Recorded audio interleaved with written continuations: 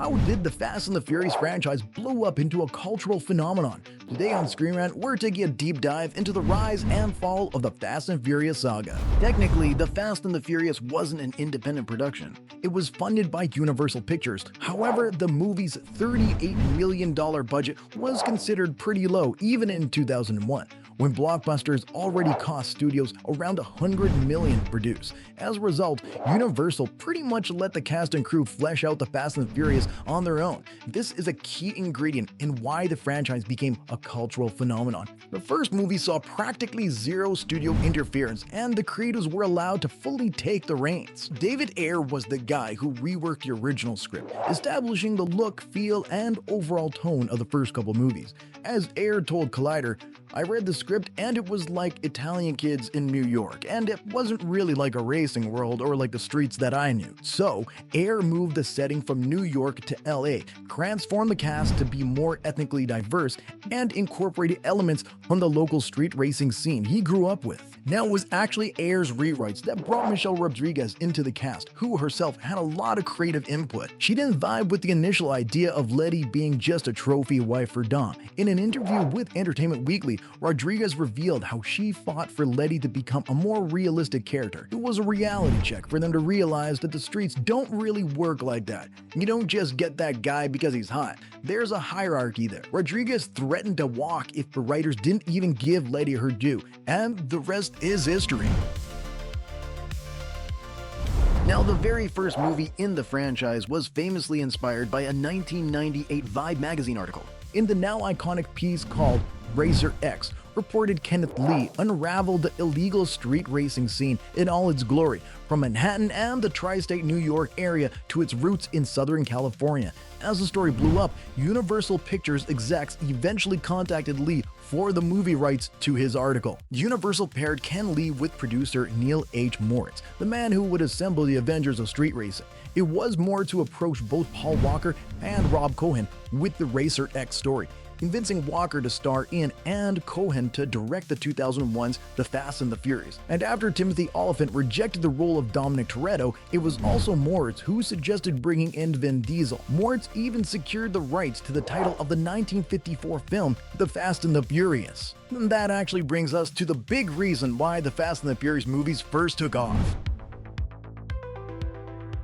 As the movie kept racking up hundreds of millions in the box office, the franchise eventually cut off its own indie roots. From an authentic sense of empowerment, it became about mounting bigger and bigger stunts and bringing on more A-listers to the cast. And let's not forget about the biggest difference between the older and the newer movies. After Fast 5 infamously featured just a single racing scene, it became clear that the Fast saga was no longer about street racing. To the most hardcore Fast and Furious fans, this was when the franchise took a real downturn. Now, don't get me wrong, I'm a huge fan of the shift from street racing to heist movies. It was this change that allowed the franchise to change with the times, and it's a huge part of why the Fast and the Furious remains both lucrative and culturally relevant. With all that said, it also can't be denied that the Fast saga lost its sense of authenticity when it abandoned street racing.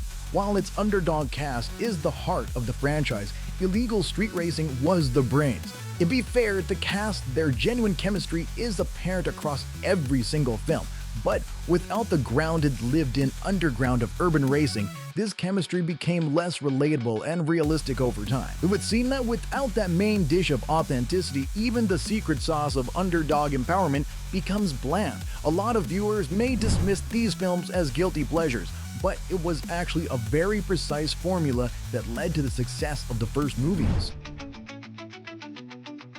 Okay, so my personal favorite is the Fast 5 vault heist. These stunts are why the movies consistently make bank, and apart from the spectacle, it's clear that the cast and crew are extremely passionate about action set pieces. That passion also translates well to the screen, which does lend a sense of authenticity to the more recent Fast Saga movies. However, there's a huge difference between a crew that's passionate about big budget stunts and one that's so passionate about street racing that they broke laws just to do the first movie right. In Instead of street races, Dom's crew eventually became international spies. Rather than cameo appearances by racing legends, Hollywood A-listers became the priority. From pulling off the most difficult car tricks on LA and Tokyo streets, the stunts became about defying physics in the most spectacular ways possible. By the time Fast and Furious 6 rolled around, the franchise was more comparable to the Marvel Cinematic Universe than its own beginnings. All this certainly keeps the franchise fun, but in the end, these huge Hollywood moments cast a pale shadow of the street racing crew that we once knew and loved. It also didn't help that the movies kept resurrecting dead characters, a trend that began in Fast and Furious 6 and then continued to hound the franchise until Fast X. Meanwhile, every villain that ends up joining Dom's crew hammers down the idea of family. In reality, Dom's crew hasn't been the same relatable underdog family for years. And although the Fast saga is pretty aware of this, nothing can make up for the fact that the franchise abandoned street racing only to chase every Hollywood action genre trope in existence. In short, the more successful the Fast saga got, the more generic it kind of became. These movies have come to define mainstream blockbuster cinema in the 21st century. But while the franchise consistently puts out one blockbuster after another, the latest movies are largely known as guilty pleasure cash cow films. At this point, even the most hardcore Fast and Furious fans don't really expect that much. Some just watch the new films because they've crossed over into so bad it's good territory. Hey, Mia, you better hide your baby oil. I'm just playing. You better hide that big-ass forehead. I was just joking. Okay, so it's impossible to take the Fast saga's obsession with family pretty seriously. Any on-screen mention of the word is destined to be memed. Instead of family, the Fast and Furious franchise is best known for over-the-top, ridiculous entertainment. Come to think of it, maybe the better question is this: does the franchise really need saving? Okay, so the franchise has made $7.4 billion since Fast X. So while the first movies are decidedly better than the more recent entries, it's impossible to bring that old crew back now. The magic has been spent, so the franchise had to evolve. Whether or not we like this evolution matters very little to the box office records Fast and Furious continues to break. Okay, so we gotta respect the hustle. Vin Diesel and the Fast saga crew stood their ground in the most competitive sector of the entertainment industry, and in the end, their success speaks for itself. Besides, with at least one more upcoming movie, it may not be too late for the franchise to shut the critics up. At the same time, it's also clear that the Fast saga has long outstayed its welcome, even amongst the most loyal longtime viewers. Alright, so the first Fast and Furious movies are best remembered for their authentic portrayal of street racing and the criminal underworld. The cast and crew attended actual races, and they even partied together in order to deliver the genuine performances. Real street racers were even brought in as technical consultants for crucial scenes. However, authenticity only lays the foundation for the real story. Underneath the grit and glamour of the illegal street racing scene, at its very core, the franchise has always been about empowering its cast of underdogs. In fact, the Fast and Furious was also inspired by three of the best underdog movies of all time: Point Break, Donnie Brasco, and The Godfather. Apart from their obvious parallels with the Fast saga, these three films have one big thing in common. They're about seemingly ordinary underdogs who eventually do extraordinary things.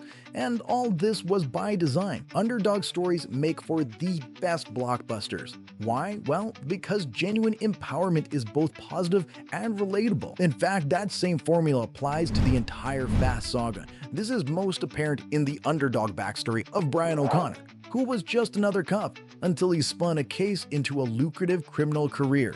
Even when Tokyo Drift shifted to a new cast, it was built on the same ideals of the authenticity and empowerment, in particular through the rise of Lucas Black's Sean Boswell, also known as the Drift King. No matter how big the franchise got, it always depended on these core elements to flesh out the next chapter. From the Fast and the Furious to Fast X, it's always about the underdogs rising to win the day. But if that's the case, then why don't the newer movies hit as hard as the OG Fast and Furious films? Now, this is probably just my 2 cents, but the franchise just got too successful for its own good. Fast X got it right by introducing Jason Momoa's Dante Reyes. His backstory perfectly leveraged the Fast saga's long history, and as a street racer himself, this villain violently dragged the franchise way back to its roots. Let's say he's pretty much the Joker to Dom's Batman. Against all odds, Fast X debuted a villain that vibes with both old and new Fast and Furious themes. Underneath the comic relief, Dante pulls the Uno reverse card on Dom's obsession with family. However, all this would be wasted if Dom doesn't settle things with Dante soon. The Fast and Furious franchise has gotten away with being an extremely well-produced and profitable soap opera for far too long. Unless Universal is fine with the Fast saga's consistently dipping box office numbers and rising production costs, the franchise really needs to quit while it's ahead. Even with all that said, I can tell you that I am definitely still going to see Fast X Part 2 in the theaters as soon as it drops. I still need to see how Dom and Little B survive that absolutely insane cliffhanger. With all that said, I'm Shell, thanks for watching Screen Rant, and I'll see you next time.